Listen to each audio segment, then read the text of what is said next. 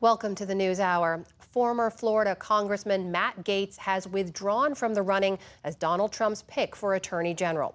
Sexual misconduct allegations against Gaetz fueled intense scrutiny, threatening his chances to be confirmed. Today, in a statement on social media, Gaetz wrote, quote, "While the momentum was strong, it's clear that my confirmation was unfairly becoming a distraction to the critical work of the Trump-Vance transition."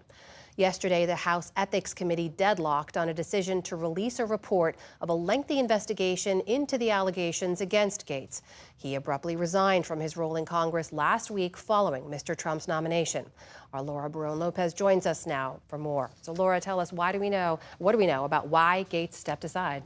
Sources that I talked to today close to the transition said that Matt Gaetz simply did not have the votes. And the more and more that came out, the details that came out about these sexual assault allegations, sexual abuse allegations, it made his pathway harder, Amna. And the timing of the announcement is notable because Matt Gaetz announced this a day after meeting with senators on the Hill. He was joined by Vice President-elect J.D. Vance, and he could have only lost 3 votes in the Senate. And Gaetz never requested a meeting with some of the senators who were most likely to oppose him, like Senator Susan Collins of Maine.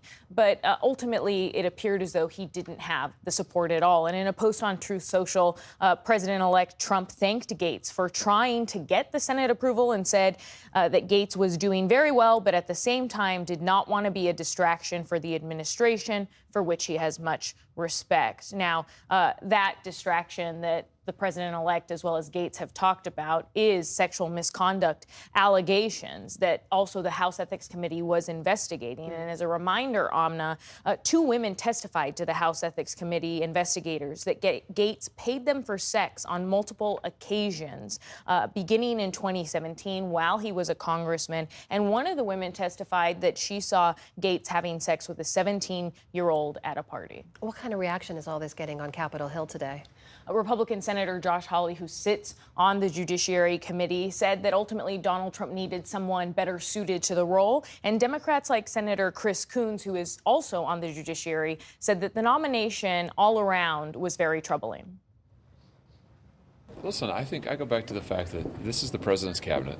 He's got to choose people who he has confidence in and who are going to be able to deliver, he believes, on his agenda. For someone to be nominated to be the chief law enforcement officer of the United States and facing persistent and disturbing charges involving sex trafficking and drug use really caused some real challenges for him.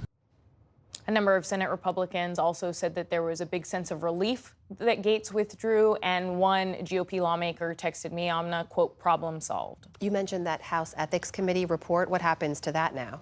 Leaders on the House Ethics Committee were quiet today about the future of that report. They had initially planned to meet on December 5th to decide whether to finish that report and to possibly release it. We don't know exactly if they're going to still hold that meeting. And what about Matt Gaetz's future? Can he get his seat back next year? Lawmakers that I spoke to today said that their understanding is that there is nothing really barring Matt Gaetz from coming back in January and taking the oath of office. Technically, Gaetz resigned for the current Congress, and many lawmakers are pointing to his carefully worded resignation letter, which said he does, quote, not intend to take the oath, so he could very well potentially come back. So Gaetz is out of the running. Who else is President-elect Trump likely to nominate to be his attorney general?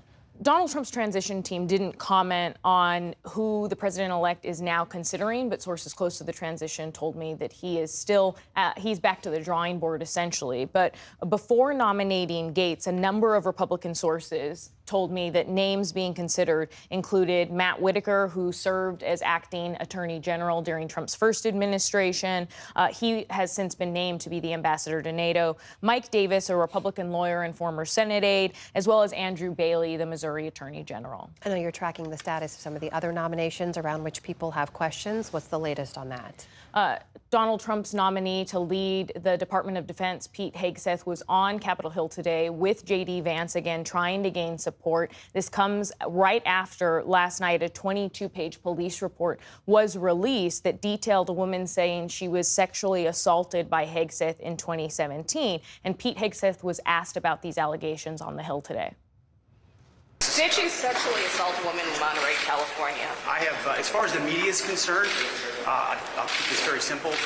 The matter was fully investigated, and I was completely cleared, and that's where I'm going to leave it. As you saw, Hegseth said there that the matter was investigated and that he was cleared, but Hegseth paid that woman in 2023, Amna, as part of a confidential settlement. Laura Brown Lopez with the latest on the Trump transition. Laura, thank you. Thank you.